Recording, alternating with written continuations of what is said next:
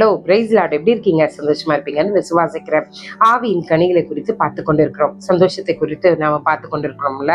இதற்கு ஆதாரமாய் ஒரு வார்த்தையை நோக்கி பார்க்கலாமா? அப்போஸ்தலர் 13ஆம் அதிகாரத்தின் 52ஆம் வசனம். சீஷர்கள் சந்தோஷத்தினாலும் பரிசுத்த ஆவியினாலும் நிரப்பப்பட்டார்கள்.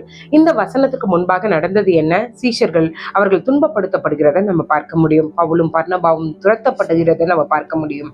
இத்தனை சூழ்நிலையிலும் அவங்க கர்த்தருக்குள்ளே இருந்ததுனால அங்கே பார்க்கிறோம், சீஷர்கள் சந்தோஷத்தினாலும் பரிசுத்த ஆவியினாலும் நிரப்பப்பட்டார்கள் என்று வசனம் சொல்கிறது. இன்றைக்கு கர்த்தருடைய பரிசுத்த ஆவியானவர் நமக்குள்ளே இருக்கும்போது நமக்குள்ள துக்கம் இருக்காது. என்ன பிரச்சனைகள் வந்தாலும் நம்ம சந்தோஷமா தான் இருப்போம். இன்னொன்னு, எப்பொழுதுமே நிரப்பப்படுகிற அந்த அனுபவத்துல நம்ம எப்பவுமே திளைத்து கொண்டிருப்போம். இதைதான் இந்த வசனம் சொல்லுகிறது. இன்றைக்கு பிரச்சனைகளை பார்க்கும்போது நம்ம நிறைய சோர்ந்து போயிடுறோம்ல, நமக்குள்ள அந்த சந்தோஷமே இல்லை. நான் நிறைய முறை நிறைய பேர்கிட்ட பார்க்கும்போது நாங்க உட்கார்ந்து சிரிக்கும் போது சொல்லுவாங்க, ஐயோ எத்தனை நாள் கழிச்சு நாங்க இப்பதான் சந்தோஷமா இருக்கோம், எத்தனை நாள் கழிச்சு எங்க வீட்டுல இப்பதான் சிரிப்பு சவுண்டு கேட்குது அப்படின்னு சொல்லுவாங்க. நான் சொல்றேனே, நீங்க பரிசுத்த ஆவியினால நிரப்பப்பட்டிருந்தீங்கன்னா உங்களை சுத்தி என்ன பிரச்சனை நடந்தாலும் நமக்குள்ள ஒரு சந்தோஷம் இருக்கும், நிலையான சந்தோஷம் இருக்கும். கர்த்தருடைய ஆவியின் கனி அதுதான், சந்தோஷம். யாராலுமே அது பறிக்கவே முடியாது, எந்த சூழ்நிலையும் பறிக்கவே முடியாது. இன்னைக்கு அந்த சந்தோஷம் என்கிற கனியை வாஞ்சித்து பெற்றுக்கொள்வோம்.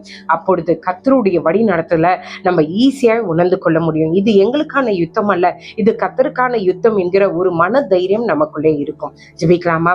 எங்களை நேசிக்கிற நல்ல பரமபிதாவே, சீஷர்கள் எப்படியாய் உமக்குள்ளே நிரப்பப்பட்டு சந்தோஷத்தோடு காணப்பட்டார்களோ அது போல நாங்களும் நிரப்பப்பட்டு சந்தோஷமாய் ஆண்டவரே, எந்த பிரச்சனை வந்தாலும் சந்தோஷமாய் உடைய பாதத்துல நாங்கள் உட்கார எங்களுக்கு கிருபை செய்யுங்க.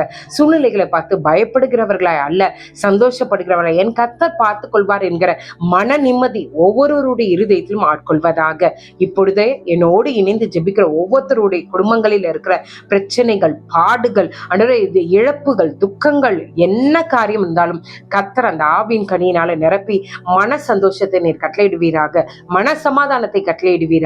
இப்பொழுதே விடுதலை உண்டாகட்டும். அந்த குடும்பத்துல இருக்கிற கிளேசங்கள் எல்லாம் மறைவதாக இயேசுவின் நாமத்தினால காலை எழுந்து உங்க நாமத்தை நாங்க மகிமைப்படுத்த கிருபை செய்யுங்க. இயேசுவின் மூலம் ஜெபம் கேளும் நல்ல பரமபிதாவே. ஆமேன், ஆமேன், ஆமேன். God bless you.